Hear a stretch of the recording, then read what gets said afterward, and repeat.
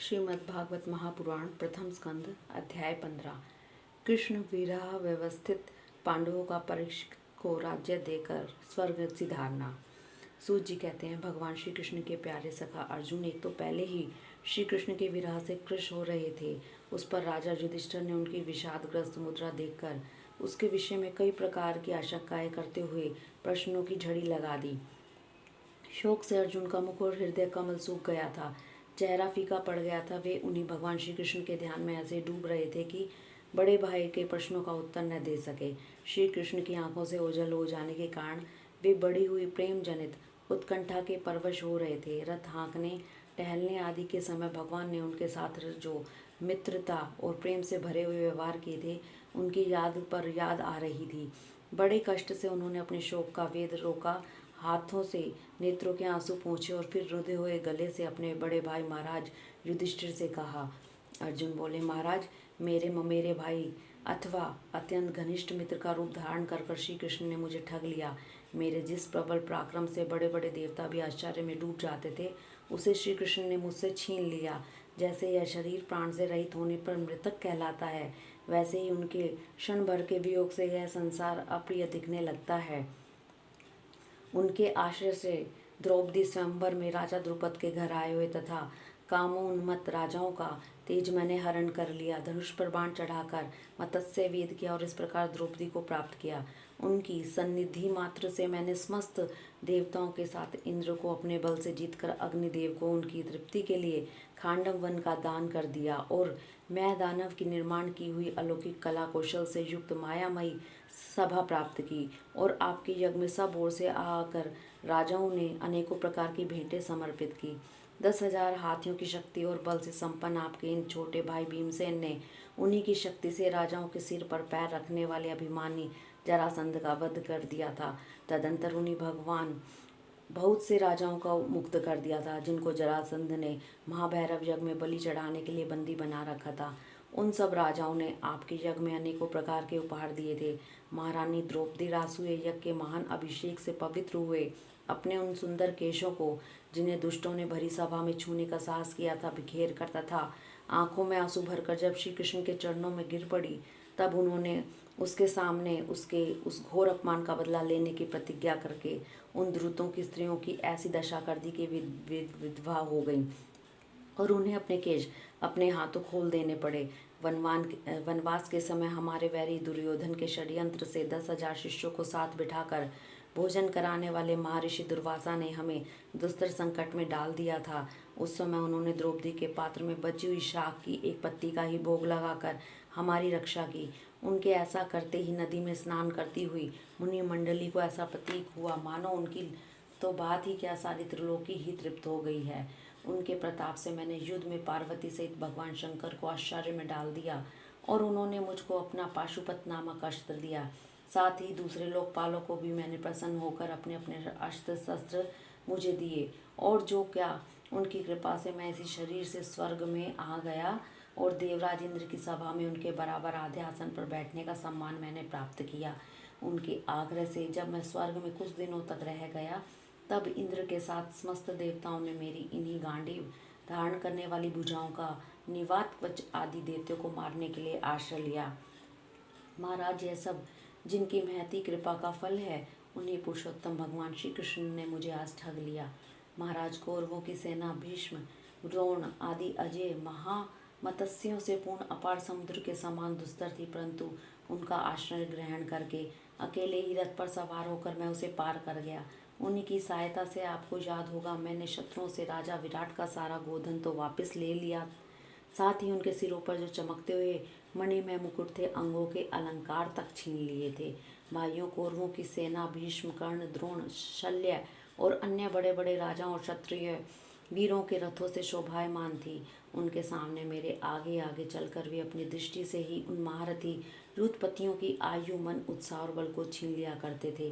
द्रोणाचार्य, भीष्म, कर्ण, भूरिश्रवा, सुशर्मा, शल्य, जयद्रथ और वाहिक आदि वीरों ने मुझ पर कभी किसी ने चूकने वाले अस्त्र चलाए, परंतु जैसे हिरण्यकशिपु आदि देवताओं के अस्त्र शस्त्र भगवत भक्त प्रहलाद का स्पर्श नहीं कर सकते, वैसे ही उनके शस्त्र अस्त्र मुझे छू तक नहीं सके।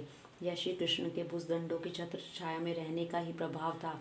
श्रेष्ठ पुरुष संसार से मुक्त होने के लिए जिनके चरण कमलों का सेवन करते हैं, अपने आप तक को दे डालने वाले उन भगवान को मुझ दुर्बुद्धि ने सारथी तक बना डाला। आह, जिस समय मेरे घोड़े थक गए थे, मैं रथ से उतरकर पृथ्वी पर खड़ा था, उस समय बड़े बड़े महारथी शत्रु भी मुझ पर प्रहार न कर सके, क्योंकि श्री कृष्ण के प्रभाव से उनकी बुद्धि मारी गई थी। महाराज, माधव के उन्मुक्त और मधुर मुस्कान से युक्त विनोद भरे एवं हृदय स्पर्शी वचन और उनका मुझे पार्थ, अर्जुन, सखा, कुरुनंदन आदि कहकर पुकारना मुझे याद आने पर मेरे हृदय में उथल पुथल मचा देते हैं। सोने, बैठने, टहलने और अपने संबंध में बड़ी बड़ी बातें करने और भोजन आदि करने से हम प्राय एक साथ रहा करते थे।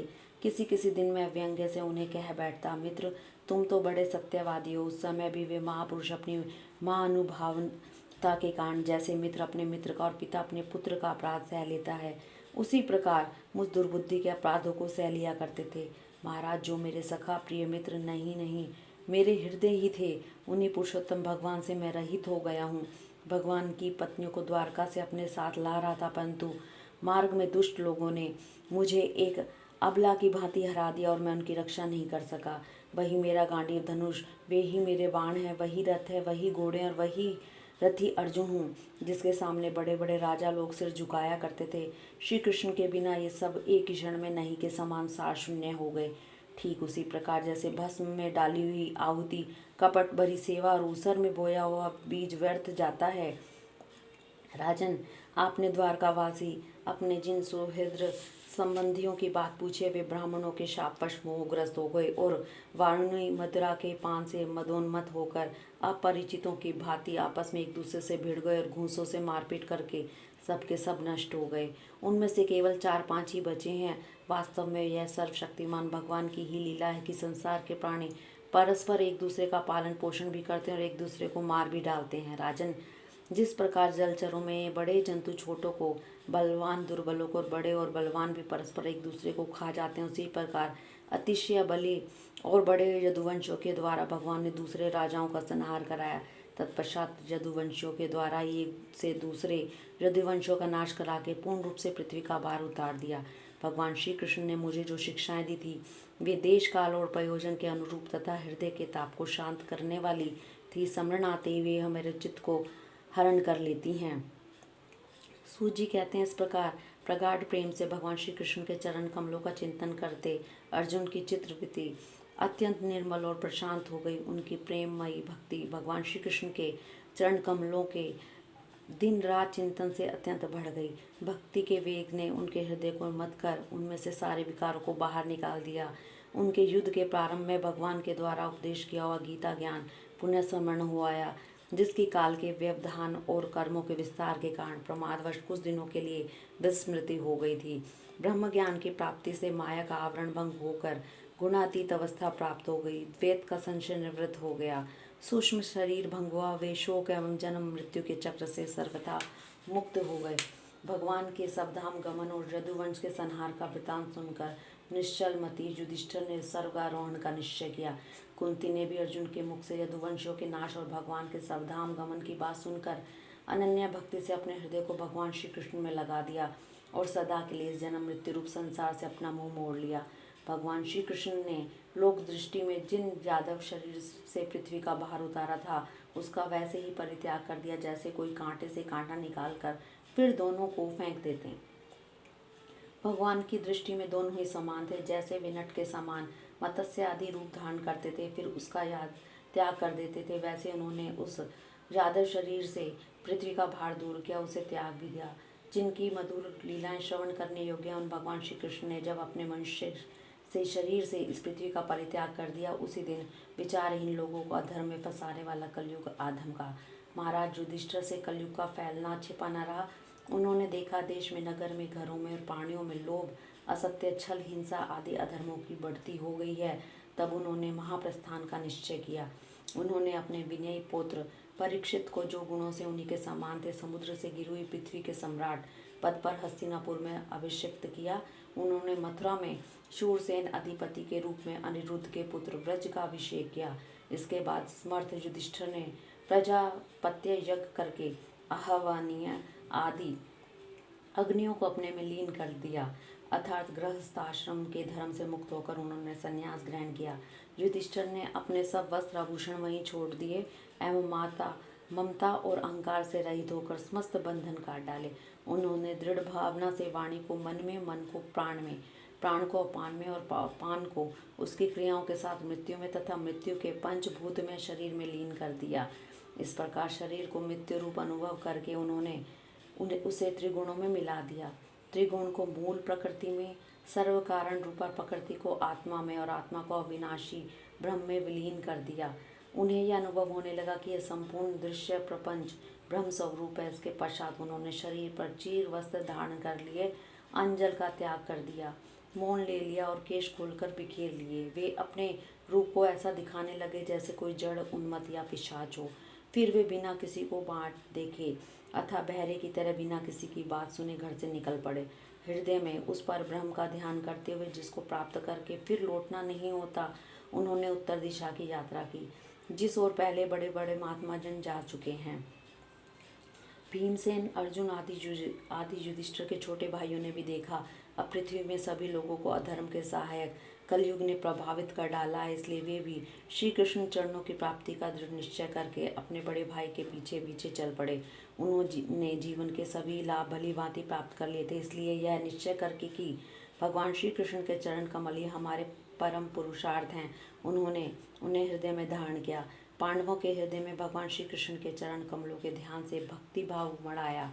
उनकी बुद्धि सर्वथा शुद्ध होकर भगवान श्री कृष्ण के उस सर्वोत्कृष्ट स्वरूप में अनन्य भाव से स्थिर हो गई, जिसमें निष्पाप पुरुष ही स्थिर हो पाते हैं। फलतः उन्होंने अपने विशुद्ध अंतःकरण से स्वयं ही उस गति को प्राप्त किया जो विषयासक्त दुष्ट मनुष्य को कभी प्राप्त नहीं हो सकती।